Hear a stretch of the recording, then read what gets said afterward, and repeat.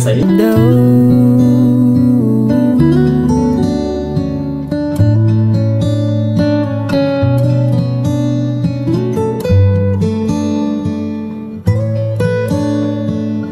Mong trở lại một ngày êm đềm, ta cùng nhau say sưa bước trên đường về.